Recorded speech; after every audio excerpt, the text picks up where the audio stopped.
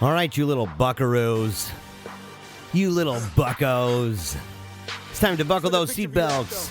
It's another episode of Paleocrat Diaries. We're going old school, folks. Big time. I'm your host, the one and only Paleocrat, Jeremiah Bannister. And we're going to have a really good time this evening. We're even broadcasting out of Paleocrat headquarters in Grand Rapids. Inside the old studio, super swanky and suave, talking into a microphone. Haven't done this in a long time. I miss this. It's charmingly nostalgic to just be in a room by myself, talking into a microphone, pontificating. It's what I did for so many years of my life. And even though I've made that transition back to YouTube, there's just something that I miss about being a disembodied voice. There's part of me that misses the mindset and the framework, the social imaginaries of a world where it doesn't matter what you look like. It's true, or even what you're wearing for that matter. But it's been a long time since we've been in a place where people could have a face made for talk radio.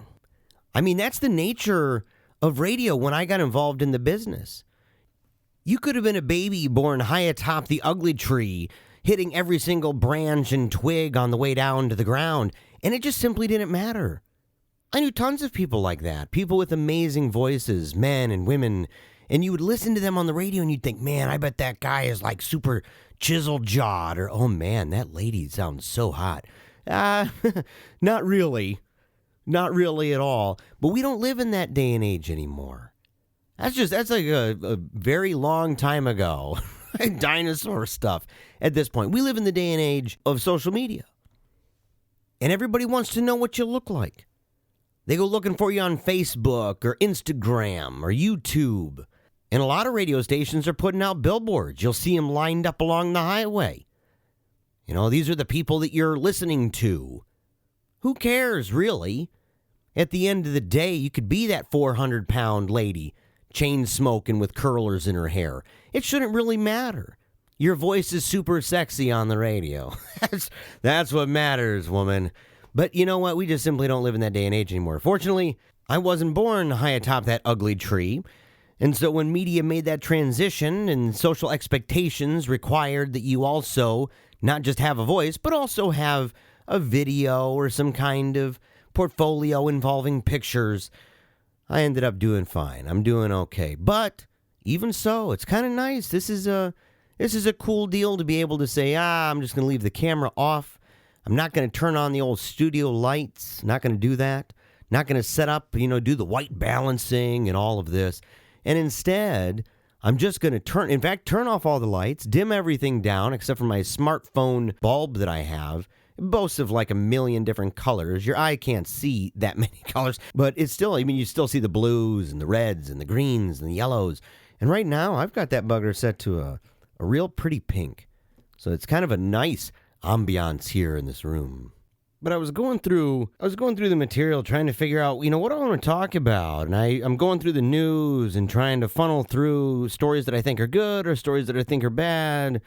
And there's just a whole bunch of nonsense and garbage right now in the news. You got, Russiagate 2.0 with all the Ukraine stuff. You got Elizabeth Warren and these contradictory claims regarding why she stopped teaching, or even over what kind of work her dad did for a living. And you got, the Joker had a record-setting $93 million box office opening. That was big news. You got Dick's, the sporting goods store, destroying over $5 million in so-called assault rifles so that they could, quote, keep them off the streets. You got the NBA apologizing to China. That was interesting. For the Rockets GM tweeting in support of Hong Kong. And, of course, you had those fanatical Looney Tunes clamoring to impeach Judge Kavanaugh on the one-year anniversary. So there's all this kind of craziness going on right now in our society. And I was going through and I said, man, I don't really want to talk about any of that stuff. I mean, it's just depressing, And everybody else is talking about it anyway. You go on any of these TV stations, any of the channels on cable news, you go to any radio station, you're going to hear the same kind of stuff. It's always centered around current events, and it's all a flash in a pan. It's here today, it's gone tomorrow. And I said, man, I don't want to sit in front of a microphone and for however long I'm going to be here talk about something, any of these topics, pick any of them, and say, well, not only have you heard them all over the place, but that it's just here today, gone tomorrow. And I said, I want to talk about something that's going to matter a year from now, 5 years from now, 10 years from now. I learned something a while ago. I was actually going through a lot of my notifications and old videos and stuff, and I realized that on YouTube, I have a regular flow of comments under videos that are topical. So let's say I did a video years ago about Protestant ecclesiology and how it's anarchy, right? Or sola scriptura and how it leads to moral relativism, that kind of a thing. Or why do Calvinists convert to Catholicism? Those videos, to this day, get a bunch of views in the tens of thousands. They get all these views. They get a whole bunch of comments on the regular. People are still debating it over and over and over. But they're not going back to the podcasts and the shows that I did on radio and the videos that I did that were about current events because, as I said, they're here today, gone tomorrow. It's drive-by stuff. So I wanted to talk about something that's deeper than that and something even a little bit personal because today my son Athanasius went to a birthday party and they're playing football. The dad used to coach a football team here locally, really cool guy. And so he was kind of overseeing it, making sure everything was okay. But they played tackle football, and it was the first time that my son has ever played tackle. And it was really cool to watch. And I was thinking about it and just how proud I am of my son and how I've been watching him grow into this young man. And after it was over, the dad, right, the coach, he goes up and he's talking to these guys, and it was a really cool moment. They all get on a knee and they're listening to him. It was really cool to see. And he was talking to him about being young men and how sports are important in developing certain qualities and characteristics in young men. As he was talking, I sat there and I said, I'm really happy that he's doing this because it echoes sentiments that I've been talking to my children about over the last couple months, especially my boys. As they're reaching a certain age, they're starting to have questions. They're starting to think about girls. Athens having hair grow on his legs, and he's always checking his armpit, seeing if he's got hair growing. I think I've got one hair here, Papa. Look at this. No, I don't think so. But he's got peach fuzz, whatever, But the mere fact that he's at that place in his life where that's the kind of conversations and thoughts that he's having, and the fact that girls aren't really icky anymore. So he's not really thinking of them like, ew, that's gross. He's thinking he's timid a little bit. He's a little bit bashful. It's a healthy thing. But girls are something that he's actually attracted to now. So we've had these conversations, and in doing this, we've had to talk about what is masculinity. And I'm confident that the things that I'm going to say, it's going to ruffle feathers. I mean, I'm just going to warn you right now, okay? It's a trigger warning, right? Trigger warning, talking about the patriarchy, big time. But this is something that's serious in my life, and it's something that, due to the nature of our circumstance, it's been thrust upon us, right? And so it's kind of like the sex talk. You can't really get around it at a certain point. And it would be unhealthy to not talk about it. And so because they're young men, I've sat down with them and I've talked to them about masculinity. And as I was thinking about putting this together, I went back and I found this book, and it's a really fantastic book. I don't agree with everything. It's written by a Calvinist. So, I mean, as a Roman Catholic, we've got our differences. But of all the Calvinists that I've ever read, he's one of my favorite.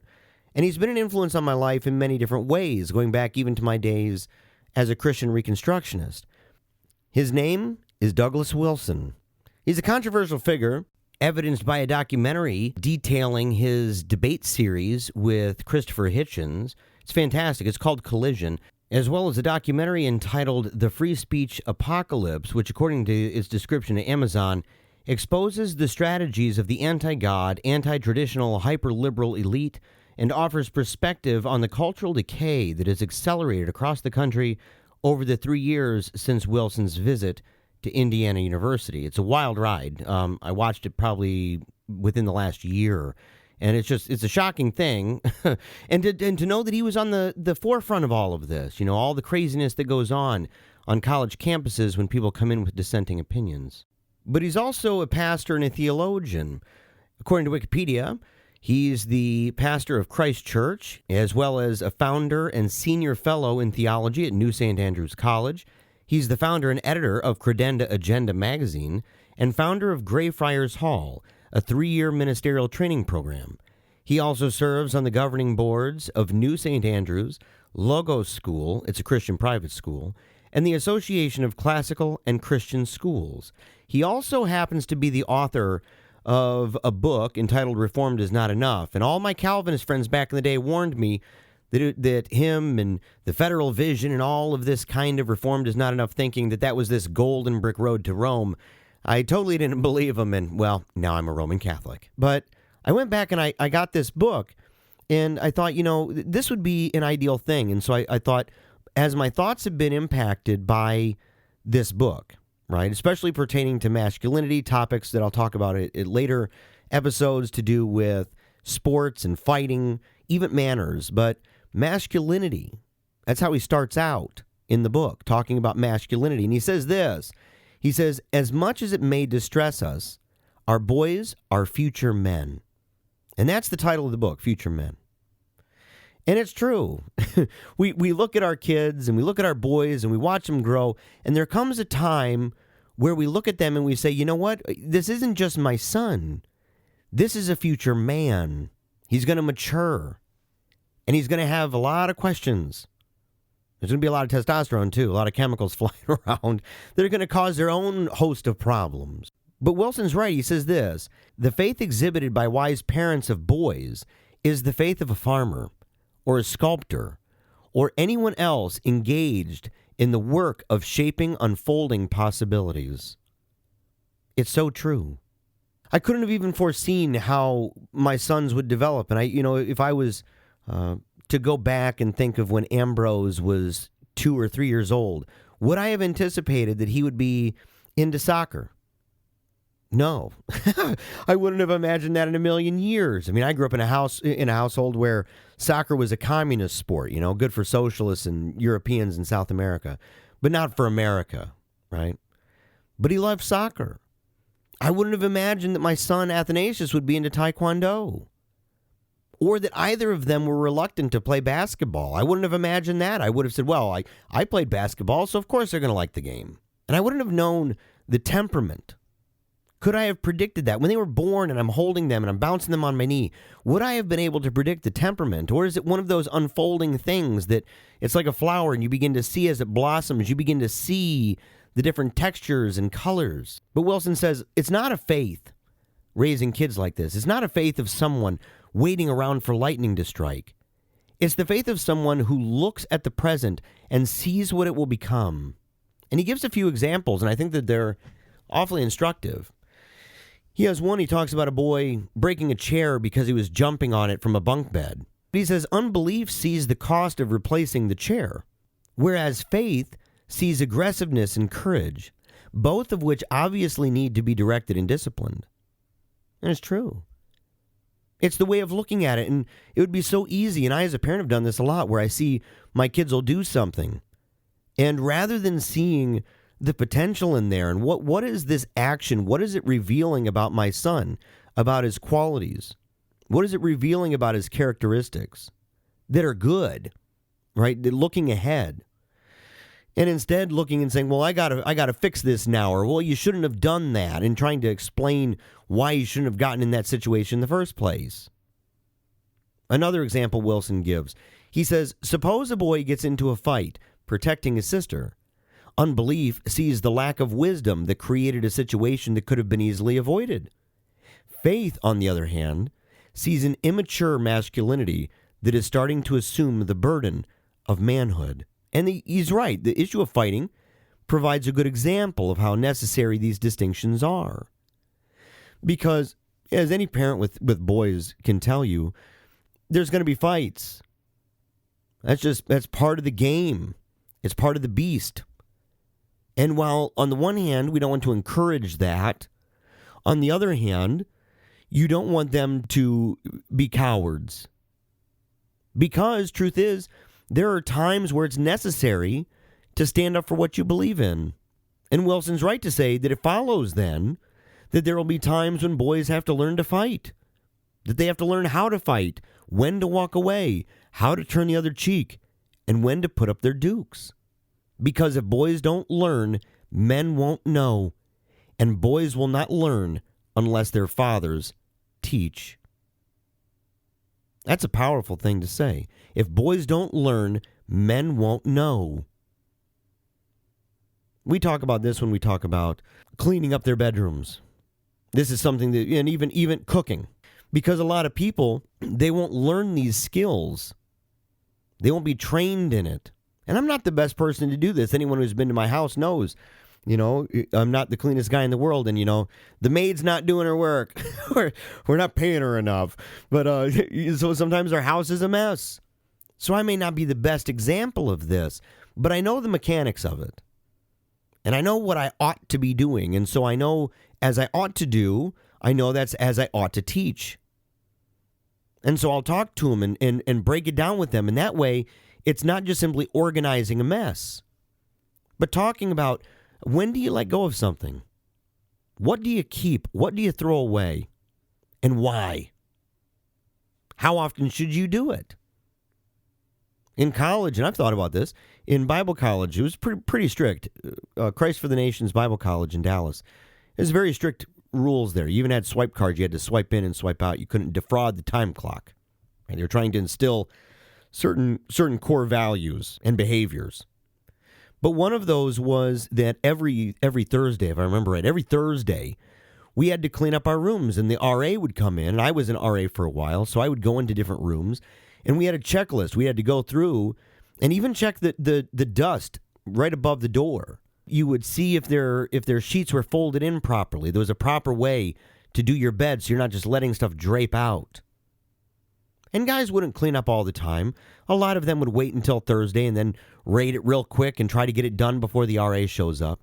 But the mere fact that there was a predictable pattern, that there was an expectation, and that you knew that they were coming, and if you didn't get it done, you would get a work chit. So you would end up having to, let's say, mow the grass of the campus, right? It was one of the things that you could do. So there was repercussions for not doing the right thing. And these are things that if people don't learn when they're kids, they're going to struggle with. And I met a lot of guys, believe me, I met a lot of dudes who were obviously never taught how to do this. And so, I felt badly for them. They still got in trouble, but I would at least try to work with them and say, hey, look, this is how you do this. Not to be ruthless, but say, look, at this point, you are teaching a man. So if boys don't learn, men won't know. And boys will not learn unless their fathers teach. But what, though, is masculinity? Right? We've talked about boyhood. What's masculinity? What is this? This is a touchy subject, especially in our current political and cultural environment that we live in. You got the now infamous Gillette commercial. Okay, obviously written by a lady. Okay, that's just an obvious thing. I knew that from the get-go. As soon as I saw it, I said, "Oh no, it's written by a woman." No doubt about it. And you would take from that guys, that masculine people are just these belligerent men, right? Real gorillas. You've got going on right now, you got all the drag queen nonsense that's happening in the libraries. You've got theybies, where parents don't want to identify the sex and gender of their child, and so they call them they. You got the trend of replacing male heroes with female characters. This is rampant. It's not like a couple stories a year. It's basically all of it. It's turned into this thing where it's like, well, even Thor. Well, what are you going to call her? Thor. It's gotten stupid at this point. And then, of course, there's Rebecca Reed. She had an editorial over at The Guardian called What Father's Day Teaches Us About Toxic Masculinity. And in there, I feel badly for her, in fact. I don't know if it says as much about masculinity as it says who she surrounds herself with or what she thinks of other people that she may not really know. She says stuff like this, beer, slippers, car accessories, stupid bits of plastic with pseudo-amusing quotes written on them about owing money, borrowing money, or needing money. That is apparently what it means to be a father in 2018. No matter how we change and grow and challenge gender expectations and roles, we still seem to boil fatherhood down to a handful of cliched characteristics. You know, it's kind of funny how that works, though, isn't it? Right? This idea that, well, I thought we've made all this progress in a direction. Why isn't nature just following orders? Why are people so stuck in their ways? Because it's deep-rooted. Because it's more than a mere convention. That's why. Believe it or not, maybe it's because your starting principles and assumptions are total baloney. She says this. This was amazing, actually. Cards don't say I love you. I mean, what, are you kidding? They say, thanks for all the money. Where is she shopping? Where is this lady shopping? She says, on Mother's Day, the shops are loaded with fake sincerity. On Father's Day, they're laden with attempts at humor. Because your dad is a bloke. He doesn't support you emotionally because he's too male for that. Really? I mean, look, my dad was a guy, he's one of these guys, right? Talking about making money, working hard. Big, thick fingers with calluses on them. He's one of those, early bird gets the worm kind of guys. But I always said I loved him. And he always said he loved me. I saw my dad cry. Multiple times. In fact, a situation that had a big impact on me was when my grandfather died, my mom's dad. And the tears that my dad cried that day, and the kind of pain that he showed in front of his children, there was no shame in that. It's true. He went later and he took a walk by himself. But that's not at all strange. And not just because he's a guy. He cried in front of people. He wasn't running and hiding. Oh, I better not let my kids see me cry. That's just fake. She said, he doesn't need to hear the words I love you because he has a penis. Men don't have feelings, remember? I mean, this lady, that's just delusional. Most of the men, and I grew up around a lot of these guys, right? A lot of these men fixing cars, working outside in farms and stuff, that kind of thing. Factory guys. And they weren't of the generation that was talking, if there even was one, but they weren't of a generation that said that you can't cry or you don't have any feelings. I mean, that's not who these people were.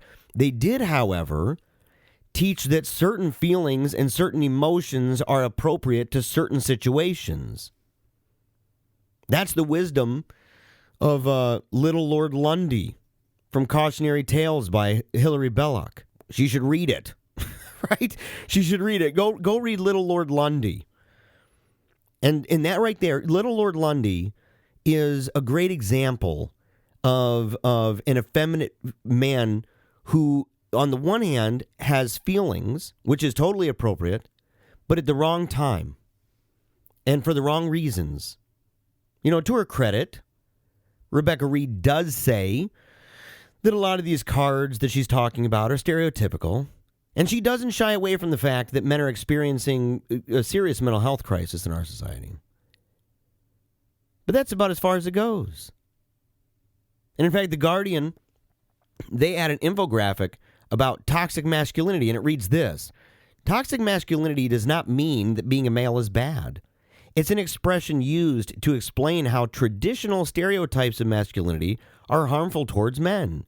For instance, by repressing them from expressing their emotions and pushing them to be breadwinners rather than emotional support to their families.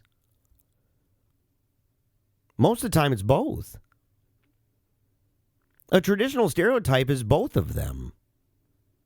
If you don't believe me, go read stuff in the last 2,000 years written by saints talking about men and how men ought to behave, with the example of St. Joseph. I mean, I'm going back pretty far here. I use that on purpose. I'm not trying to say, well, let's go back to the 50s. No, let's go back to like 50. Let's go back to literally 80, 50. Because what you'll find is that on the one hand, yes, you were supposed to be strong. It's true. It's true. The cowering man behind the brave and valiant woman, that definitely doesn't fit the mold.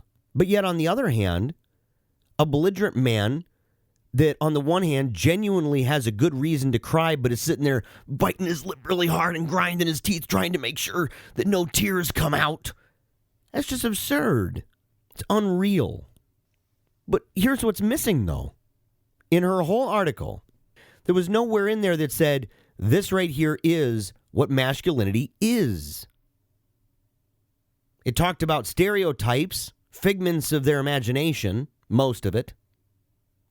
It talked about what their idea is, their politically motivated SJW version of toxic masculinity. It talked about what that is, but it never said in there, here's what masculinity is. I would almost venture to say it's because they don't really think about that. And because their version of masculinity is just grotesquely emasculated. It's woefully effeminate. Masculinity of boys in dresses. Or it would require them to embrace a binary that they reject. What is masculinity anyway? What is femininity? I mean, come on. They don't even believe in this stuff. But Douglas Wilson answers it. In fact, he cites Bill Mouser. And he says, in making the case that masculinity is made up of 5 things. And this, if feathers haven't been ruffled yet, well, here it goes. The 5 things. Number 1, men are created to exercise dominion over the earth. Correct. 2, they are fitted to be husbandmen tilling the earth. They're equipped to be saviors delivering from evil. Yeah, that sounds about right. They're expected to grow up into wisdom, becoming sages. And they're designed to reflect the image and glory of God. As lords, they want to conquer and subdue, even if it's only in the backyard. Wilson says that they should learn to be adventurous and visionary. That's true. I was talking one time years ago. In fact, the video, it was supposed to be my last video. It's kind of like Richard Nixon in when Hunter S. Thompson's retelling the story of Richard Nixon saying that I'm never going to do a press conference again. But he ends up doing another press conference. And he did a whole bunch after that. But he made a big deal out of the last press conference he was ever going to do. And I kind of did that with a video where I said, this is going to be the last video I ever make. Okay, I'm done making videos. Well, it didn't take long. I think I posted one like 2 months later. But in that video, I talked about my children. And I said, look, these kids, they get stuck inside and they're watching TV and playing games. I said, get them outside. I said, you could just give them a stick and just let them go. And what they're going to do, they're going to turn it into, well, I'm an army guy. I'm a knight in shining armor fighting off a dragon. That's what they were doing. In fact, Athen, he had this little stick. He had to be like, 4 years old or something like that. And he had this just one single stick, and he had it on the ground, and he was kind of rubbing his hands over top of it. And I asked him what he was doing, and he said he was warming his hands over the fire that he made with this one little stick. But he was adventurous. He was using his imagination, envisioning things, being a champion, conquering bad guys. As husbandmen, young boys are to make their conquered worlds flourish, and they're to settle down, learning to be patient, careful, and hardworking. Wilson says, as saviors, they should follow the example of Jesus, the ultimate dragon slayer. Of course, talking about the devil. And he says, that's why it's essential for boys to play with wooden swords and plastic guns. Because they have a deep need to have something to defend, something to represent in battle. And look, even SJWs know this, which is why there's a natural tendency for the men to have this kind of knight in shining armor complex. I had that situation. I got a video of it where I'm lifting weights at the Y Center and I have my Make America Great Again hat on. And I'm sitting there and I'm doing squats and this guy comes up and starts yelling at me and demands that I take my hat off and my shirt. I had an InfoWars shirt. And he demanded that I take that bugger off because it was offensive to women.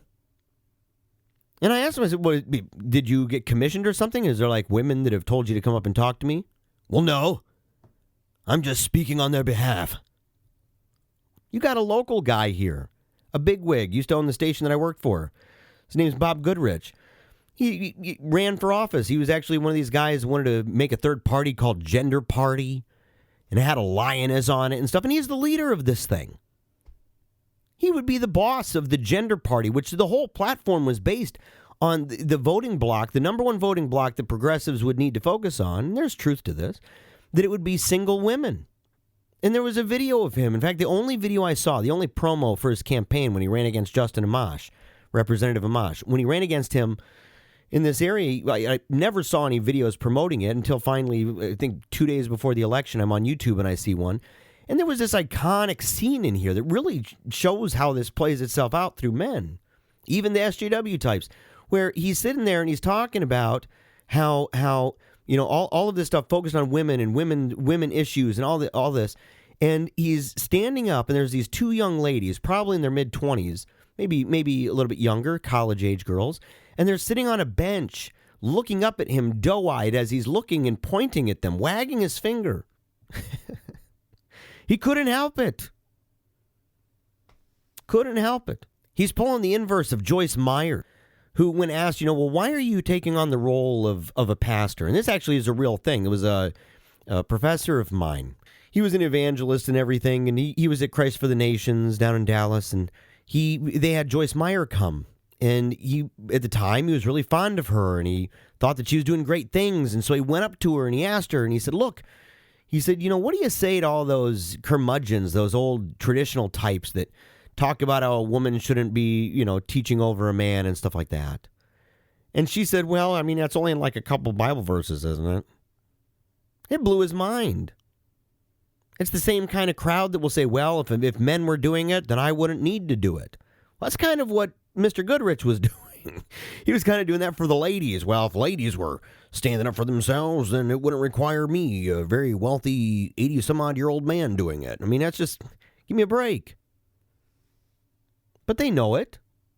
And at the end of the day, one of the reasons you got to be the dragon slayer is because, and I'll quote Wilson. He says, to beat spears into pruning hooks prematurely will leave you fighting the dragon with a pruning hook.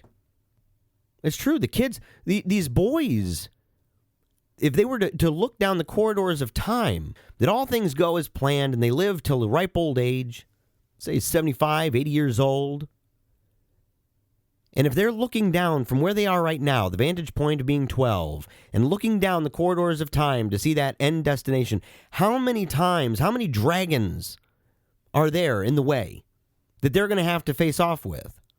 There's going to be a lot of them. At times, an overwhelming number of dragons that they're going to have to slay. So they need more than a pruning hook.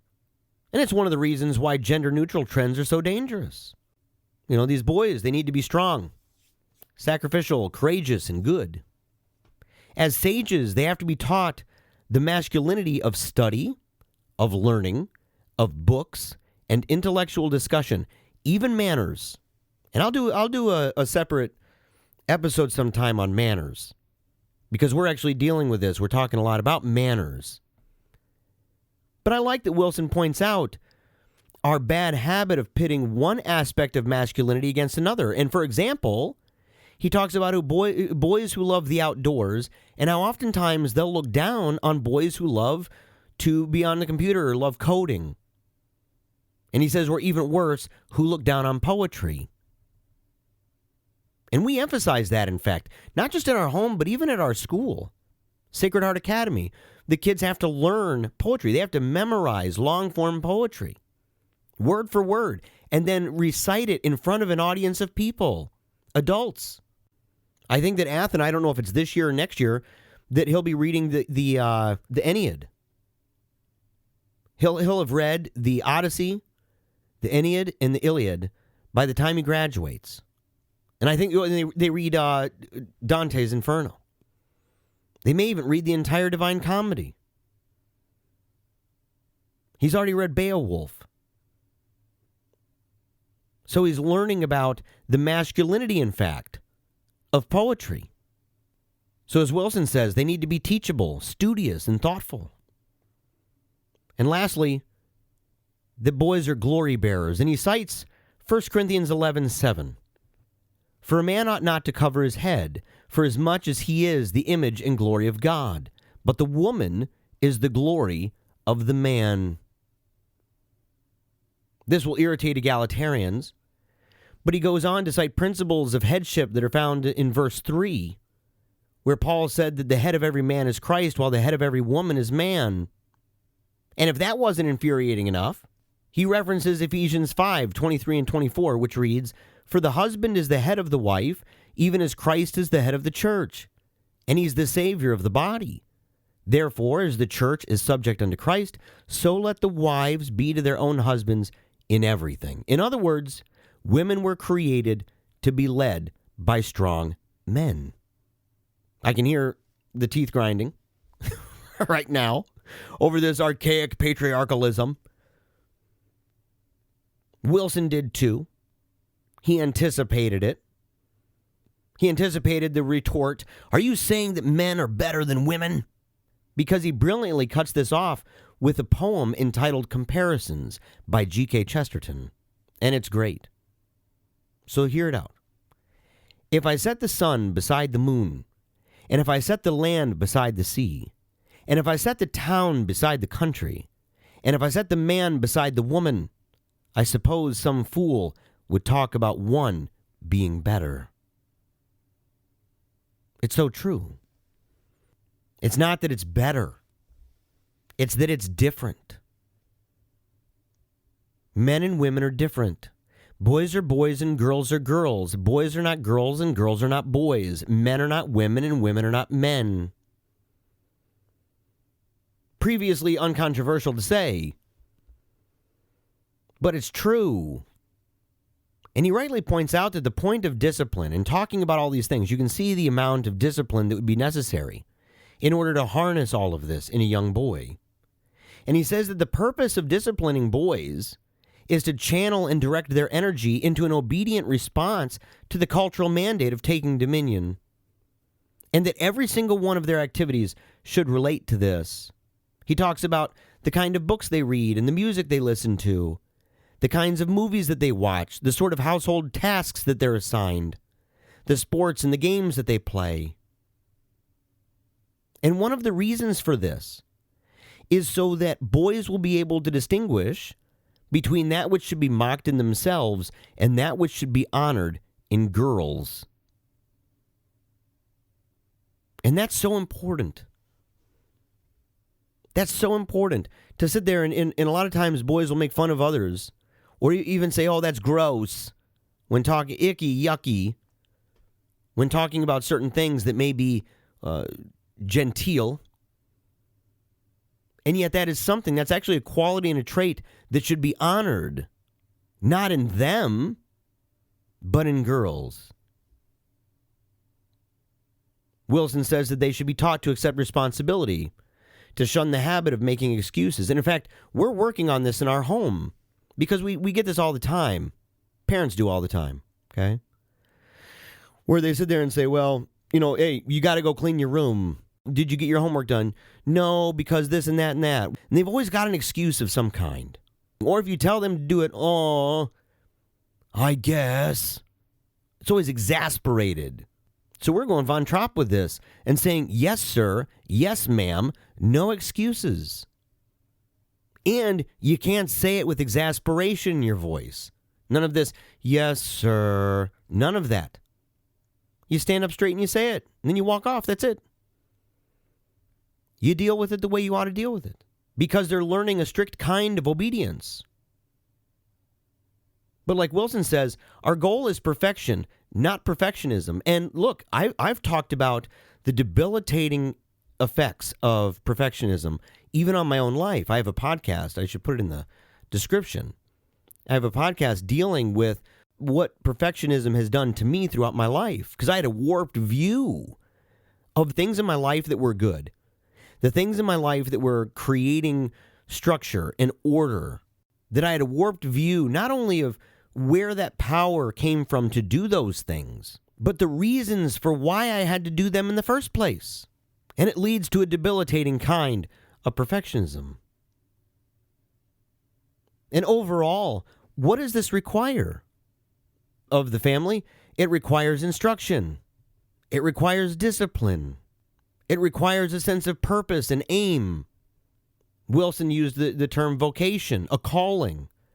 that the child knows why they're doing that they learn to discern what is the calling God has on me as a young man in this time, in this place, in this family, and that this is part of a great historical, eschatological, cultural mandate. And in this regard, being a good husband and father is of the utmost importance because while we labor under an effeminate and emasculated culture that works day and night to redefine masculinity, works day and night to replace the role of robust men, self-respecting men, that there's no amount of denialism that will overcome the fact that, and I quote, males will necessarily be dominant in any given culture, and the only question before that culture concerns whether or not that dominance will be constructive or destructive. It's true. And right now it's destructive because we've lost our way, because we're flailing around in a cesspool of contradictions and conflicting values, because we've literally turned our backs on God, and we've thought we have no need for that hypothesis. It's easy to say, but you just can't live that way. And it's tough to raise kids that way, which is why so many of them have a self-fulfilling prophecy of not making children. And when they do, that it's all hands off. It's like Big Daddy all of a sudden became a manual for how to raise a kid right. Totally cuckoo pants. Because at the end of the day, as much as this may distress us, our boys are our future men.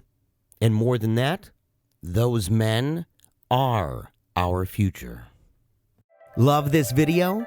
What a coincidence! I do too! Now head on over to Paleocratdiaries.com for more videos, blogs, parodies, and reviews, even Team Tiny Dancer stuff. And don't forget to check out our new members and services pages. It's how I pay for my kids to attend Catholic school. Until next time, Memento Mori.